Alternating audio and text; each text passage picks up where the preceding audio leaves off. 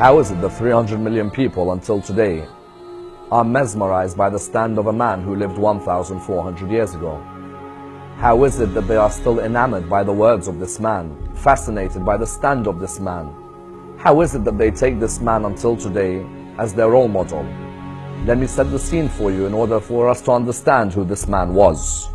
570 AD, Arabian society is fueled with ignorance, with injustice, with tyranny, and with cruelty. This man's grandfather, by the name of Muhammad, rises in Arabia. He is able to alleviate all these forms of injustice. The cruelty is removed. The tyranny is now vanished. He is able to establish principles by which every human being can live, Muslim and non-Muslim alike. 50 years after Muhammad's death, the same ignorance returns. The same injustice is now returned. It's fueled the whole Arabian state. Tyranny everywhere, cruelty everywhere. Racism is now part and parcel of that society. A man must stand. A man must ensure that his grandfather and his message do not die. A man ensures that his grandfather's message remains alive forever. This man is known as Hussain.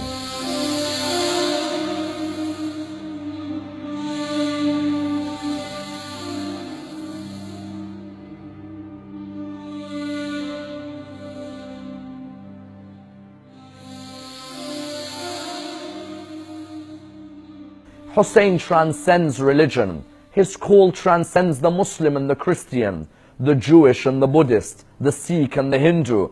Even the atheist is invited towards this call until today.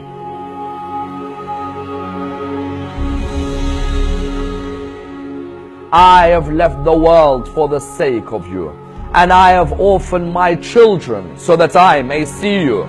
If they were to cut my body into pieces for you, I would lean for none other but you.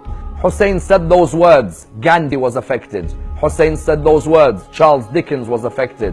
Hussain said those words, mystics were affected. Philosophers were intrigued. Theologians wondered, who is this personality who can come out with couplets which Rumi, Hafidh, Sa'di, Attar, Tabrizi would all be proud of? This is the real epic, the epic of Karbala, the epic of Hussain and his brothers, Hussain and his sons.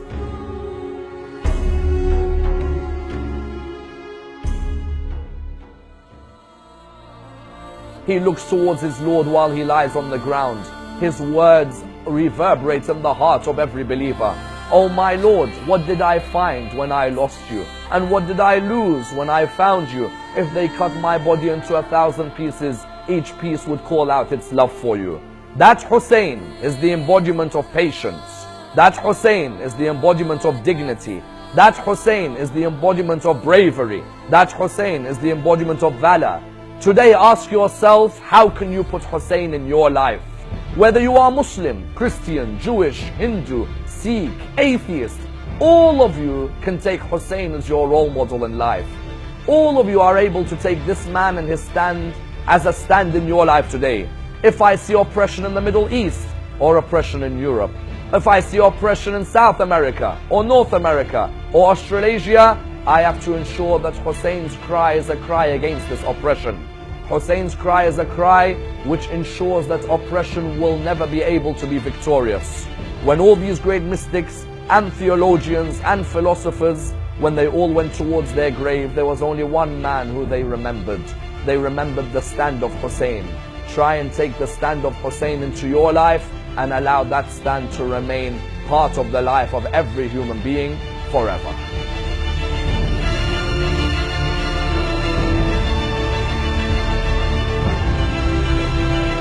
Human rights activists are raising the alarm of an increasing number of hate crimes. A new poll by the Associated Press says racial prejudice in the US has increased. The left because their house and everything else they cherish have been destroyed. Hate crimes in Sweden have seen a record rise, with cases jumping 14%. There is now a record number of 4,000 people who've lost everything. Then found dead in her jail cell 3 days with nowhere to go.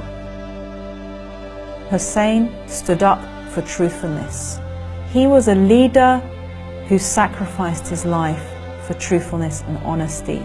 Hussain taught millions of people after him that there's only one choice: life with honor.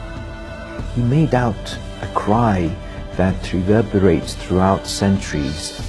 He said, "Be free in this world."